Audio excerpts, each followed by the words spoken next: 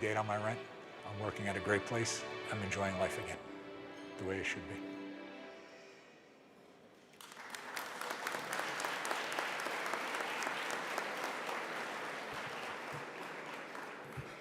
Good evening, everyone.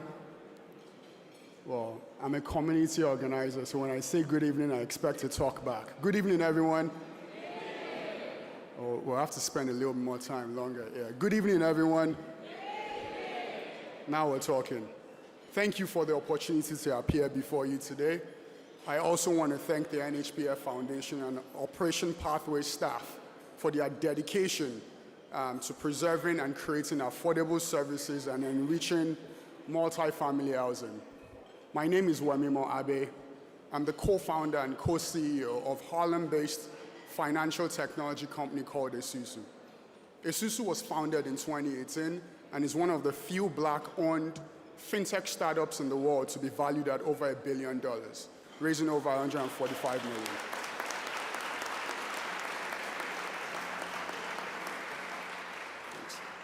Personally, my story started in the slums of Lagos, Nigeria.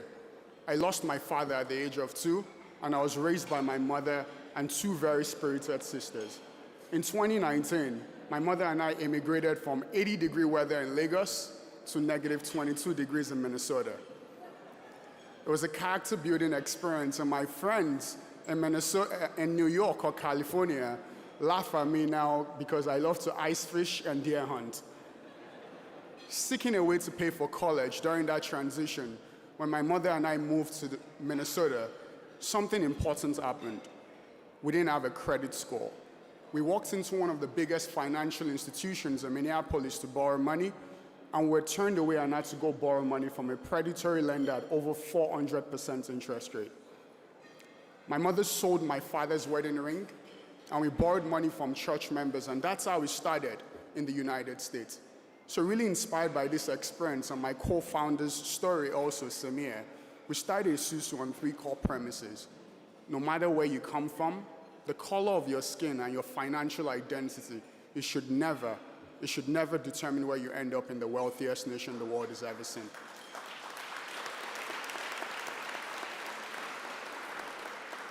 Today, I want to share my perspective on the future of affordable housing, woven in my own story. This vision comprises of 3 elements that holds dear at Esusu. What we focus on at Esusu and our mission unapologetically is to leverage data to bridge the racial wealth gap. But unfortunately, the status quo today is unsustainable. The average white family has 10 times as much wealth than the average Black family. And what we try to do at Esusu is not to leverage rhetoric, but rather record and data to essentially close this gap. One quote that sticks with me and I always like to share is by James Baldwin. Anyone who has ever struggled and knows poverty knows how costly it is to be poor. And even one member of a cooperative population, it's like having your feet on a perpetual treadmill. Underscoring the importance of living in poverty is not enough.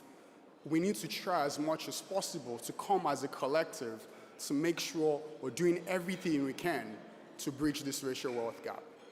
In this country, your financial identity is everything.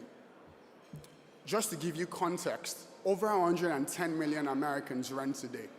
They send approximately $1,100 to their landlords every month.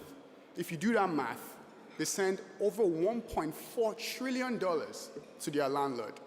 But when they pay this rent, the data is not reflected in their credit profile.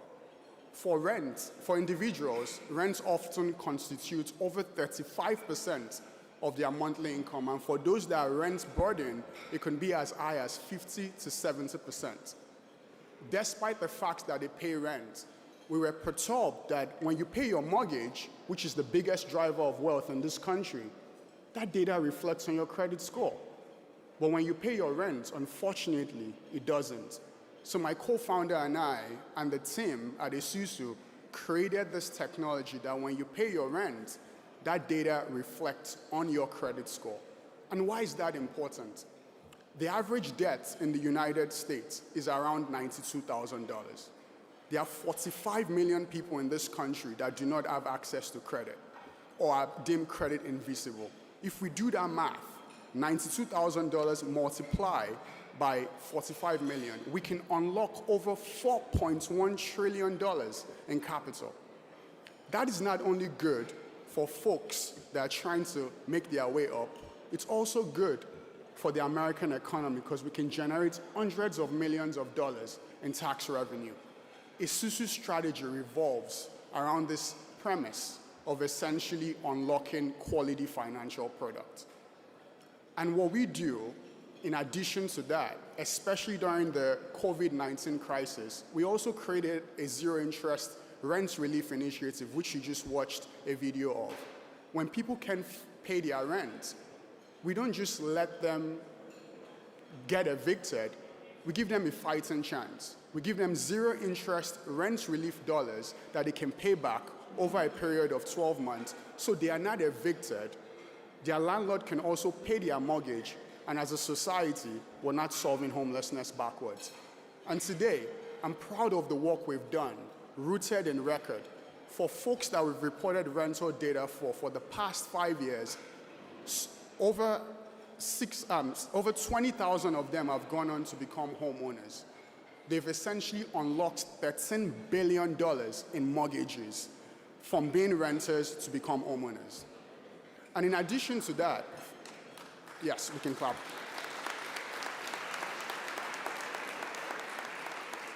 And in addition to that, we've also seen a radical improvement as it relates to other financial products they've been able to get access to.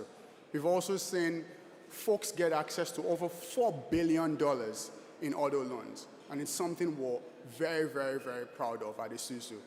Of the rent relief disbursed, we've seen 89% of the recipients are essentially people of color, and we've deployed this rent relief dollars for 9,000 people in 46 states. We've been able to deconstruct this narrative of the schism of a renter and your landlord having a rough relationship, rather one that's a win-win-win and folks actually trying to do the right thing. Which brings me to my second point as it relates to data, proximity. You know, when my co-founder and I started Esusu, we had this vision to essentially try as much as possible to keep a roof over people's heads and creating win-win outcomes. But I was in corporate America, and I told my mother I was going to quit my job in corporate America, and this woman had sacrificed everything for me to have the life I have today. My mother shrugged and said, "I thought we made it." And it was a tough conversation, and we defied this message and decided to push on and start the company. And during this journey, we overcome a lot of difficult circumstances, but that didn't make us. Some of the things that made us ultimately is the fact that we relied on many people in this room today that gave us advice. People like Jeff Brodsky are related. People like Tom, Fred, and Ken, even at NHP, that have been integral to what we are doing at Esusu, and we're immensely grateful for the support that we've had.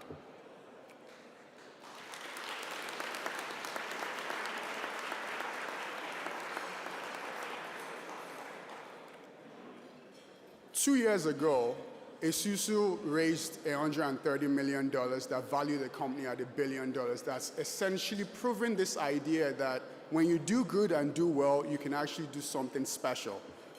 My mother, who worked at the post office for 21 years and who pushed back on me and my co-founder trying as much as possible to create this company, I called her and I said, "Hey, Mom, Esusu just raised $130 million and the company is valued at $1 billion. You know what my mother said? My mother said, "How's the wedding planning coming along?" But it might seem funny to you, but it is the stories of people like Eunice, my mother, that worked at the post office for 21 years that can really comprehend what that means. It is the stories of folks like Eunice that put everything in their child to make sure they can have a better life. And I would not be where I am today without the boundless support of my mother, and above all, my beautiful wife today that came to see me deliver this remark.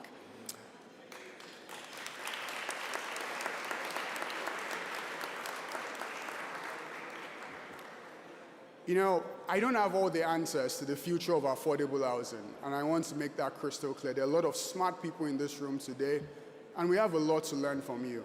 But something that I fundamentally believe in is this idea of forward together. Is this idea of us listening to each other, despite where we come from, even if we have different perspectives. I want to conduct an experiment here today and ask, how many one of us know someone in New York City or Washington, D.C.? Raise your hand. It's an overwhelming number in the room. And how many one of us know someone in South Dakota? So Jeff Brodsky up here knows someone in South Dakota. It proves my point. We don't talk to each other anymore. We are stuck in our own echo chambers. You know, if a child in Jackson, Ohio does not have a roof over their head, it matters to me even if that child is not mine. If a woman in Arlington, Washington is on the brink of eviction, it should matter to everyone in this room, even if that child is not our sisters. It is all about that American value that ultimately, I am my brother's keeper and I am my sister's keeper.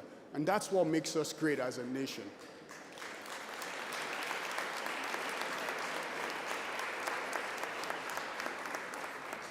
And you know, it brings me to a funny story when we started Esusu, because people think everything we've accomplished happened overnight. It happened because a lot of you in this room bet on us. It happened because a lot of you in this room believed in us. I remember our first contract, which was with the University of Minnesota, Crookston, in the northwestern corner of Minnesota. It was a $20,000 contract. My co-founder and I, Samir, were in $100,000 in credit card debt. We had a genius idea.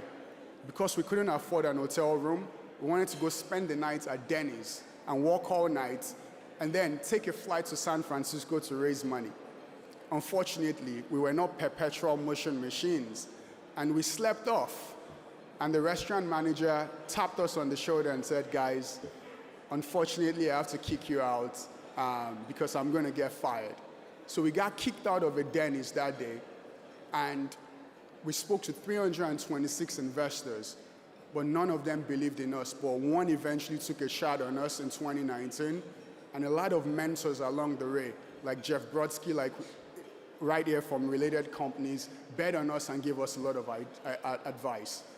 And today, a company founded by two sons of immigrants, one with a funny name called Wemimo, has now built a company valued at $1 billion, working tirelessly to keep people in their homes. And we will not be there without your abounding support. So thank you so much.